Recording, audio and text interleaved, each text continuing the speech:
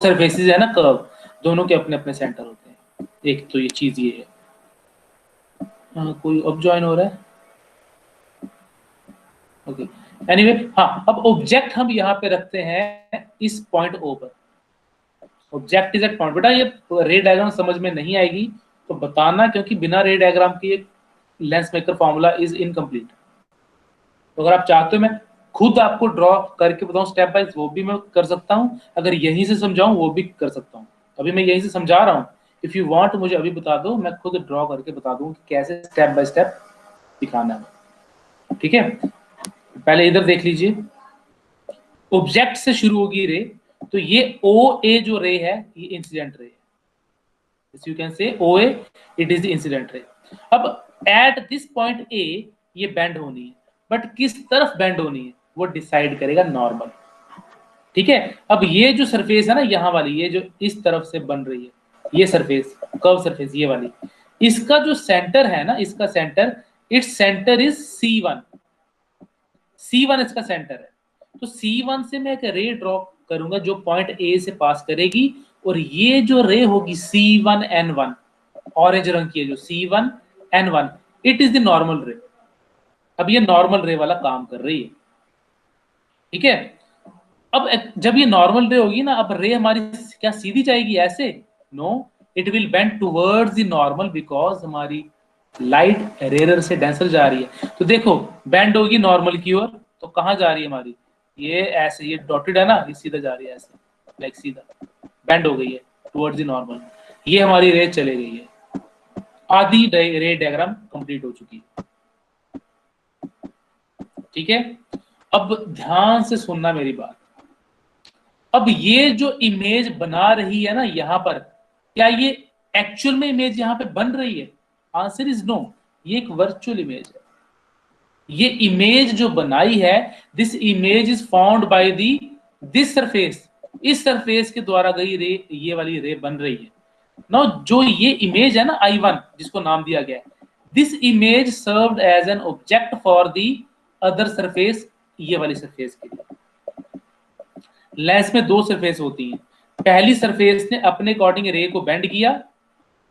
अब ऐसा आप इमेजिन कर सकते हो कि सर अगर ये हो ही ना, ये सरफेस हो ही ना, तो रे क्या करती? रे तो बिल्कुल सीधा निकल जाती, एज इट इज बेंड होके सीधा निकल जाती। तो यहां पर इमेज बनती I1, बट ऐसा नहीं है। बट ऐसा नहीं है, वो सीधी जा रही है। अब ये जो इमेज I1 बननी है ना, ये इमेज काम करेगी as an object for the this surface, दूसरी कर्व सरफेस के लिए ऑब्जेक्ट काम करेगी ये। ठीक है, अब देखिए यहाँ पे क्या होता है। अब यहाँ पे क्या होता है, अब ये ऑब्जेक्ट काम कर रही है, ध्यान से सुनना, ऑब्जेक्ट काम हो रहा है यहाँ पे। तो ये जो रे सीधी जा रही थी ना ऐसे, मैं थोड़ा रंग बदल के दिखा दूं, जो बेंड होने के बाद दिखेगा आपको, दिस रे आफ्टर द बेंडिंग सीधा जा रही थी, जा रही थी, जा रही थी। जब सीधा जाती है ना I1 पर जाती, बट एक्चुअल में वहां पे जाती नहीं, वो फिर बैंड हो जाती, इट विल बैंड। तो बैंड अगेन क्यों हो रही है? क्योंकि मीडियम चेंज हो रहा है यहाँ पे, इस पॉइंट पे जहां पे सरफेस खत्म हो रही है मीडियम अलग हो रहा है, इसने बैंड होना है। बट बैंडिंग किस तरफ होगी वो कौन डिसाइड करता है? नॉर्मल। अब इस सरफेस के लिए ना, इस सरफेस के लिए नॉर्मल होगा जो दूसरे सेंटर से ड्रॉ की जाएगी, ऑरेंज लाइन आपको देगी, ये नॉर्मल है, दिस इज ए नॉर्मल। तो जब रे डेंसर से रेयर में जाती है ना, इट विल मूव अवे। तो देखो सीधी ऐसे नहीं की, ये और दूर होगी, बैंड ऐसे होगी। तो जहां पर ये प्रिंसिपल एक्सिस पे मीट अप कर रही है ना, इस पॉइंट I पर, यहीं पर इमेज फाइनल बनती है I। तो और ये I1 क्या है? इट इज वर्चुअल इमेज जो बन सकती थी बट वहां पे बनी नहीं। ये इमेज बन रही है हमारी I। अगर ये डायग्राम समझ में आ गई है तो बता दीजिए, नहीं आई तो तब भी बता दीजिए, मैं फिर से रिपीट कर लूँ। Excuse me sir. जी सर आप एक बार ड्रॉ कर दो जैसे आप बोल रहे थे, step by step. Step by step draw करें, रुको भी। Yes sir.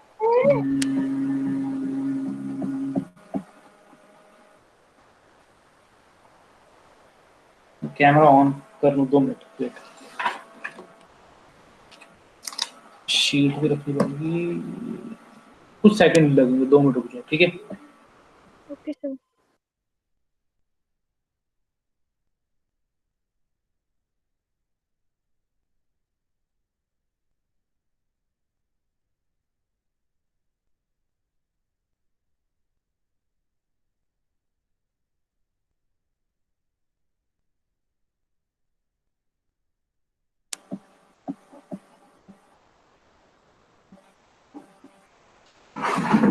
हाँ, आई होप वाइट पेपर तो आ चुका होगा आपके सामने, यस सर। है ना।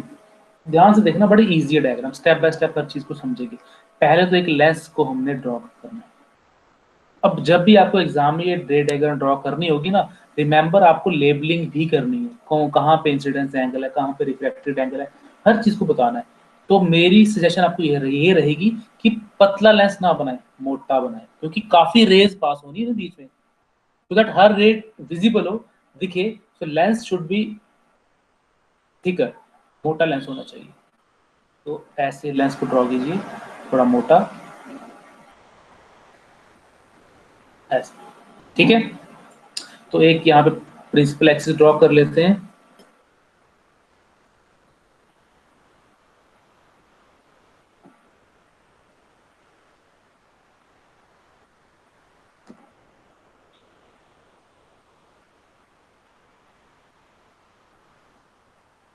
चलिए, हाँ जी, अब देखिए यहाँ पे दो, एक तो हमारा ऑप्टिकल सेंटर, उसे नाम दे दिया गया सी। और भी 2 सेंटर होते हैं, एक सेंटर हमारा इस फर्स्ट सरफेस का सेंटर यहाँ पर होगा कहीं पे, लेट इट बी C1। इस सेकंड सरफेस का सेंटर यहाँ पर होगा, let it be C2। 2 centre हमने यहाँ पर बना लिए, ठीक है। अब सेंटर बनाने के बाद एक ऑब्जेक्ट लेंगे, मैं रियल इमेज का केस ले रहा हूं, तो ऑब्जेक्ट मैं यहां पर ले रहा हूं कहीं पे, this is the object at this point O, ठीक है। आई होप वो दिख रहा होगा, ये पॉइंट हमारा O है। अब यहां से ना हमने क्या करना है, यहां से हमने इंसिडेंट रे को ड्रॉ करना है। We will draw the incident ray from this point. तो चलिए इंसिडेंट रे को हम ड्रॉ करना शुरू करते हैं। तो जब इंसिडेंट रे को ड्रॉ करेंगे तो पहले तो रे सीधी जाएगी हमारी, बिल्कुल स्ट्रेट।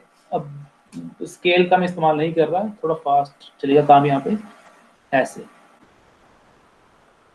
मान लो ये रे जा रही है सीधा, इंसिडेंट रे, ठीक है। इस पॉइंट को नाम देंगे O, जहां पर इसने बैंड होना है, सॉरी ए, O तो ऑब्जेक्ट है, ये पॉइंट ए हो गया। बट बेंडिंग होनी है, ये डिसाइड किया जाता है with the help of normal कि किस तरफ बेंड होनी है। तो नॉर्मल यहाँ पे कौन होगा, नॉर्मल यहाँ से जो सेंटर से जो लाइन जाती है इस कर्व सरफेस पर, वो नॉर्मल होगा हमारा। तो इसको मैं यहाँ से ड्रॉ कर लेता हूँ, and this will act as a normal, ठीक है। तो नॉर्मल को मैं डॉटेड बना देता हूँ,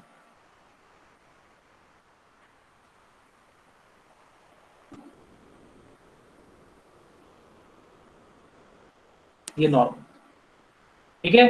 इसको नाम देते हैं C1, N1 is a normal. अब ये जो एंगल बन रहा है ना, इसको नाम दे दो, angle between incident ray and the normal ray is known as angle of incidence. तो इसको नाम दे दीजिएगा एंगल ऑफ इंसिडेंस, ठीक है। अब लाइट ने बेंड होना है, किस तरफ होगी light bend, towards the normal, क्योंकि डेंसर मीडियम में एंटर होना है।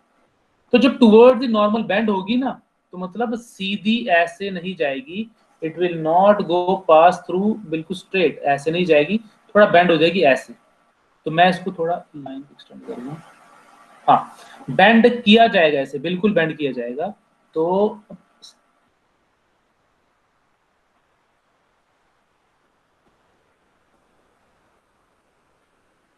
ये लो, ये हो गई लाइट बैंड, थोड़ा दिख गया होगा आपको, वो ऊपर वाली को छोड़ दो, ये लाइट होगी बैंड। अब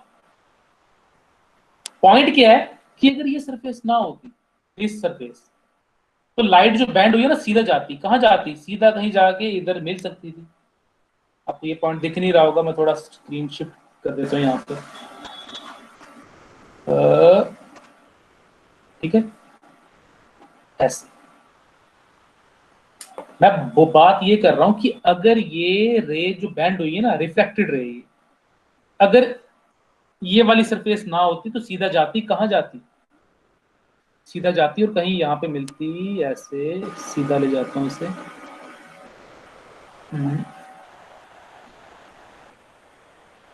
पे ऐसे जाएगी, सीधा सीधा सीधा कहीं यहाँ पे मिल जाएगी। पूरी डायग्राम बड़ी हो गई है बट यहाँ पे मिल जाएगी कहीं, बट मिल जाती, मिली नहीं है, मिल जाती यहाँ पे अगर सीधा जाती। और जहां पे बनती उसकी इमेज बन सकती थी, उस इमेज को मैं नाम दे दूंगा I1। ये एक्चुअल में इमेज जहां पे बनी नहीं है, I am just labelling it I1। अगर ये सरफेस ना होती तो मिल सकती थी, बट हमें पता है कि यहां पर बैंडिंग हुई है, इस पॉइंट बी पर फिर से बैंड हो जाती, इस पॉइंट बी पे बैंड होती है। तो जो इमेज इस सरफेस ने बनाई ना वर्चुअली, वो एज ए ऑब्जेक्ट काम करती है इस सरफेस के लिए। याद रखना, इस ऑब्जेक्ट ने जो, थोड़ी फिगर मैं एक काम करता हूँ ना, जूम आउट करता हूँ, पूरी फिट नहीं आ रही। हाँ जी, दिख रही है? Yes sir. विजिबल है ना? हाँ, मैं बात कर रहा था कि जो ऑब्जेक्ट है ना, इसने जब इधर गया, इसने बेंड करके इमेज बनाई यहां पर, इस ऑब्जेक्ट की इमेज यहां पर है, बट इस लेंस के अकॉर्डिंग ऑब्जेक्ट ये नहीं है। इस लेंस के अकॉर्डिंग, इस सरफेस के अकॉर्डिंग जो ये इमेज है ना, इस इमेज का काम है एज ऑब्जेक्ट एक्ट करना इस सरफेस के लिए। This is the virtual image which is acting like a object for this surface. अब जब रे यहाँ पे बेंड होनी है ना, अब किस तरफ होगी वो भी हम नॉर्मल ड्रॉ करके बताएंगे। तो मुझे पहले तो नॉर्मल ड्रॉ करना पड़ेगा, तो नॉर्मल ड्रॉ कर लेते हैं यहाँ पर।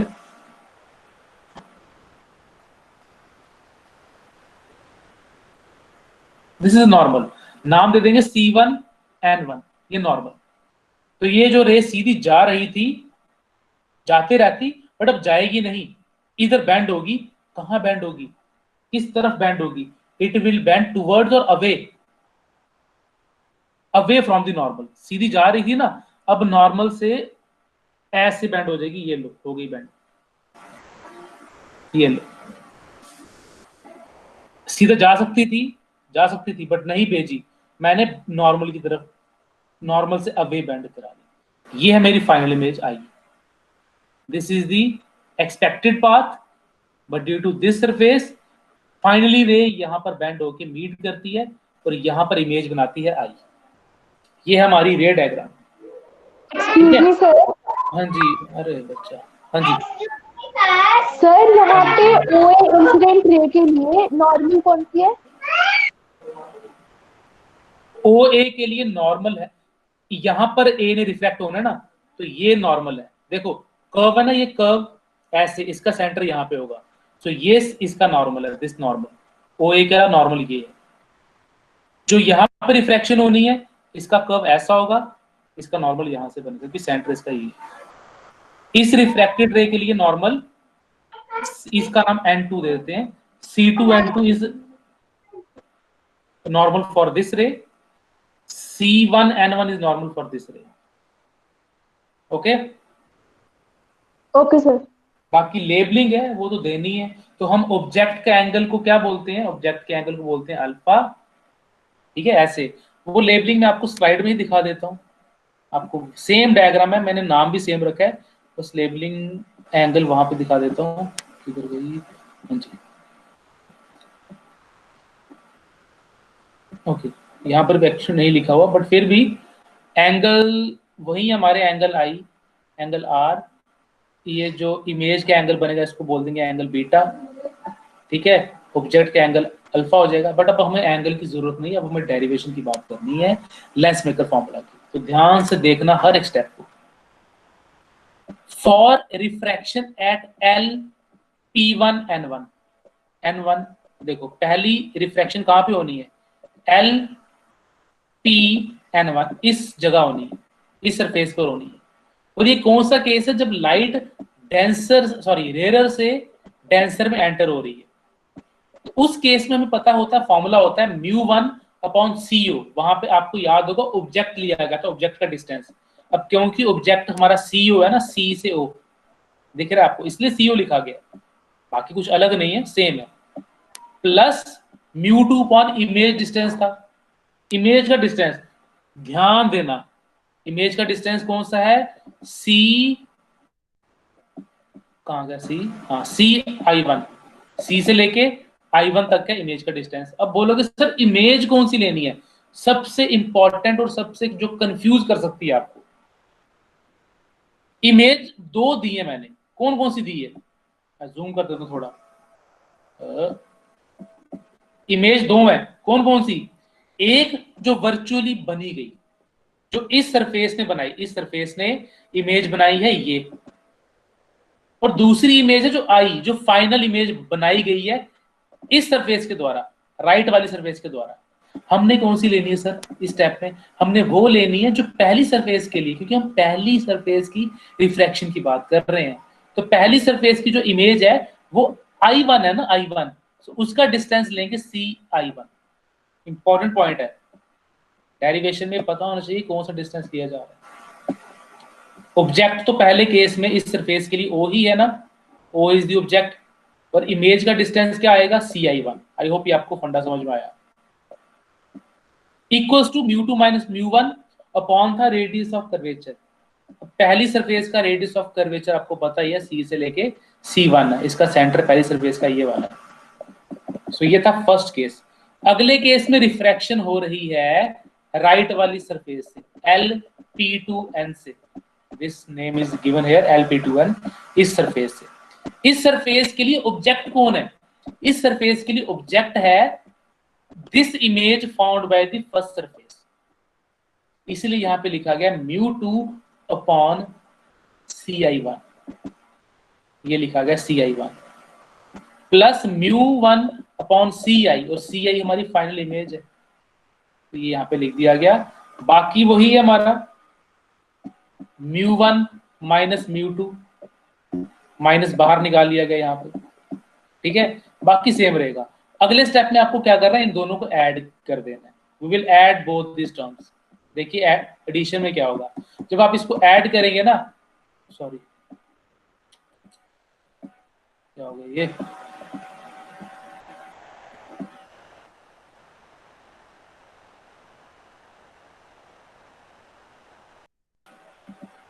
हाँ जी, एडिशन में देखिए क्या होने जा रहा है यहाँ पे, you are going to add both these terms, जो हमारी बॉक्सेस में है इनको आपने ऐड कर देना डेरिवेशन के लिए।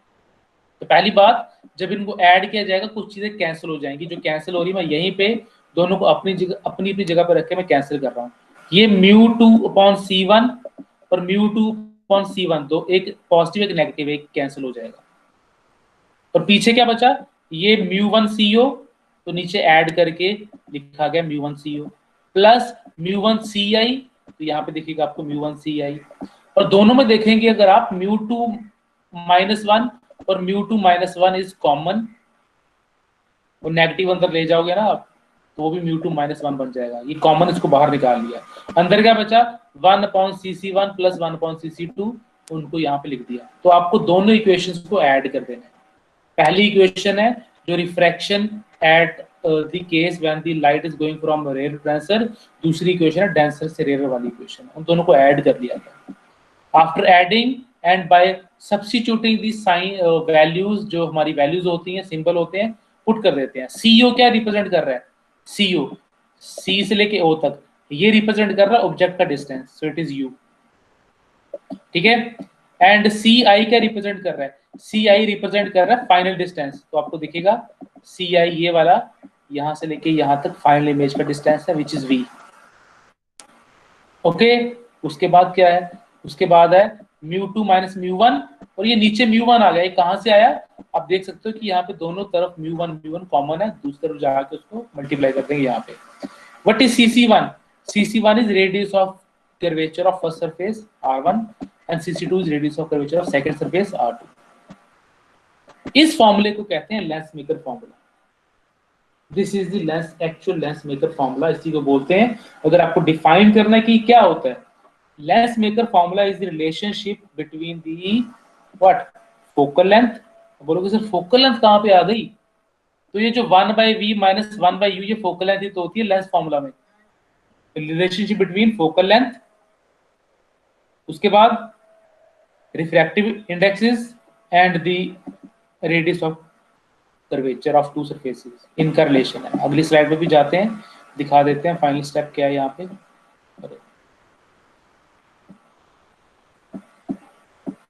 हाँ जी, तो वही मैं आपको जो बता रहा था, आप वैल्यू पुट कर दी गई है। देखिए ध्यान से, स्टेप यहाँ पे कुछ है। μ1 डिनोमिनेटर में था, तो μ2 माइनस μ1 था, तो μ1 अपॉन μ1 वो 1 आ जाएगा, आपको यहाँ पे दिख गया होगा। ठीक है, अब ये μ2 अपॉन μ1 है, ये इसको हम पुट कर देंगे म्यू के इक्वल, क्योंकि ये रिफ्रैक्टिव इंडेक्स की रेशियो है, इसको म्यू हम पुट कर सकते हैं। म्यू पुट किया, ठीक है। एंड अगर ऑब्जेक्ट हमारा इन्फिनिटी पर है और इमेज हमारी फोकस पे बन रही है, तो 1/u हमारा क्या हो जाएगा, 0, और हमारे पास सिर्फ 1/f बचेगा। या सिंपली आप लेंस फॉर्मूला भी पुट कर सकते हो, वो आप यहाँ पे शो कर सकते हो। तो ये फॉर्मूला बन गया, इसी को लेंस मेकर फॉर्मूला कहते हैं। अब हमारा नेक्स्ट फॉर्मूला जो आना है वो है हमारा लेंस फॉर्मूला, जो नॉर्मल लेंस फॉर्मूला होता है, बट उसको थोड़ा टाइम लग जाएगा, ज़्यादा भी नहीं, बट फिर डायग्राम बनानी पड़ेगी मुझे, तो वो हम नेक्स्ट क्लास में करेंगे। अब एक बात ध्यान से सुन लेना, क्या सर लेंस फॉर्मूला इसी में से आ सकता है? नहीं, ये मैंने आपको लेंस फॉर्मूला बताया है in case of convex lens. आपको कॉनकेव लेंस का आ सकता है, मे बी कॉन्वेक्स का भी आ जाए। तो आप एक ही नहीं पढ़ के जाना, आपको दोनों पढ़ने पड़ेंगे। कुछ ज्यादा फर्क नहीं है, तरीका बेटा बिल्कुल सेम है, फॉर्मूले जो दोनों में यूज होते हैं सेम है। फर्क इतना आता है कि डायग्राम का फर्क आता है। अगर आप चाहते हो उसकी डायग्राम देखनी, वो मैं आपको टाइम एक्चुअली 40 मिनट हो चुके हैं, नेक्स्ट क्लास में आपको उसकी डायग्राम दिखा दूंगा, बट डेरिवेशन में नहीं बताऊंगा उसकी, क्योंकि सेम तरीका है। पहले रेयर से डेंसर का फॉर्मूला चूज करोगे, फिर डेंसर से रेयर का, देन उनको ऐड कर दोगे, सेम स्टेप्स है। मैं आपको सिर्फ डायग्राम सिखाऊंगा उसकी कैसे ड्रॉ की जाती है, और उसका रिजल्ट भी लेंस मेकर का यही आएगा जो यहाँ पर आया। ठीक है, तो वो डायग्राम दिखा के नेक्स्ट क्लास में हम लेंस फॉर्मूला करेंगे, जो हमारी कल क्लास होगी। तो लेंस फॉर्मूला करने के बाद फॉर्मूले वाली झंझट हमसे खत्म हो जाएगी। फिर रे ऑप्टिक्स के कुछ और कॉन्सेप्ट्स हैं, वो भी डिस्कशन उनकी कर ली जाएगी कि प्रिज्म हमने पढ़ना है, ठीक है, एंगुलर डिस्पर्शन वगैरह हमने पढ़ना है, और रेनबो के बाद में थोड़ा सा छोटा सा कॉन्सेप्ट है वो भी पढ़ लेंगे, स्कैटरिंग वगैरह। उसके बाद कुछ ऑप्टिकल इंस्ट्रूमेंट्स हैं, टेलीस्कोप और माइक्रोस्कोप, उनको पढ़ के रे ऑप्टिक्स हमारा खत्म हो जाएगा। सो 3, 4 मैक्सिमम 5 क्लासेस रे ऑप्टिक्स को लगनी है अभी। ठीक है, सो आज की क्लास इतनी रखते हैं, अटेंडेंस ले लेते हैं, देन क्लास को ओवर कर देंगे।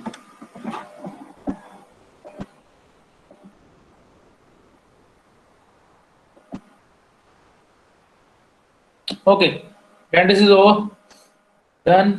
तो क्लास इतनी ही है, डाउट है तो पूछ लो, otherwise from my end class is over, you may leave.